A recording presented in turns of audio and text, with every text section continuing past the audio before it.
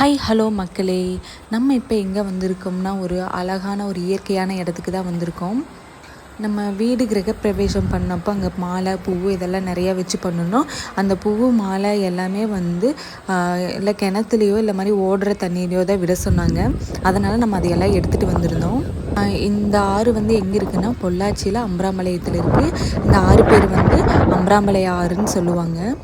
நாங்கள் ஆற்றுக்கிட்ட போன நேரம் வந்து நல்ல காற்று, மழையும் வந்து சலசலன்னு லைட்டாக தூறிட்டு இருந்துச்சு. இங்கே பாருங்கள், மழை துளி வந்து தண்ணியில் எப்படி சலசலன்னு விழுகுது பாருங்கள், பார்க்குறக்கே அழகாக இருக்குது. பொள்ளாச்சி சுற்றி இருக்கிற கிராமங்களுக்கு இந்த ஆற்றுலேருந்து தான் வந்து நல்ல தண்ணி போகுது. இது வந்து ஒரு நல்ல தண்ணி ஆறு. இங்கே வந்து தண்ணியெல்லாம் சுத்திகரிக்கப்பட்டு பக்கத்தில் இருக்கிற கிராமங்களுக்கெல்லாம் வந்து எடுத்து விடுறாங்க.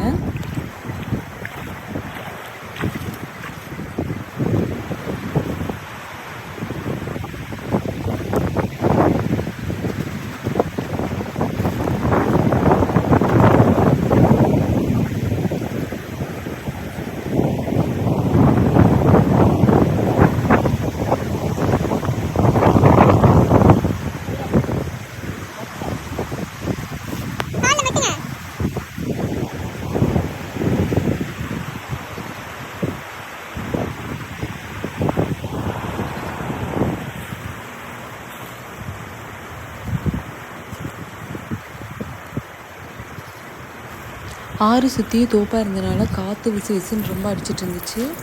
நம்ம அங்கேருந்து நம்ம கொண்டு வந்தது எல்லாம் வந்து ஆற்றுல விட்டுட்டு அங்கேருந்து நாங்கள் கிளம்பிட்டோம். இன்றைக்கி நம்ம வீட்டில் வந்து மீன் சமைச்சு சாப்பிடணும்னு சொன்னாங்க. அதனால தான் நாங்கள் போகிற வழியில் மீன் வாங்கிட்டு போகணும். உயிரோடு தான் மீன் வாங்கிட்டு வீட்டில் வந்து விட சொன்னாங்க. புது வீட்டில் வந்து உயிரோட மீன் விட்டால் நல்லதுன்னு சொன்னாங்க. அதனால நாங்கள் உயிரோட மீன் வாங்குறதுக்கு போயிருந்தோம். மத்தி மீன் வாங்கிட்டு வர சொன்னாங்க. ஆனால் மத்தி மீன் அந்த டைமில் கிடைக்கவே இல்லை. அதனால் இந்த மீன் தான் கிடச்சிது. இது வந்து தப்பட்டை மீனுன்னு என்னமோ சொன்னாங்க. இது வாங்கிட்டு வந்துட்டோம்.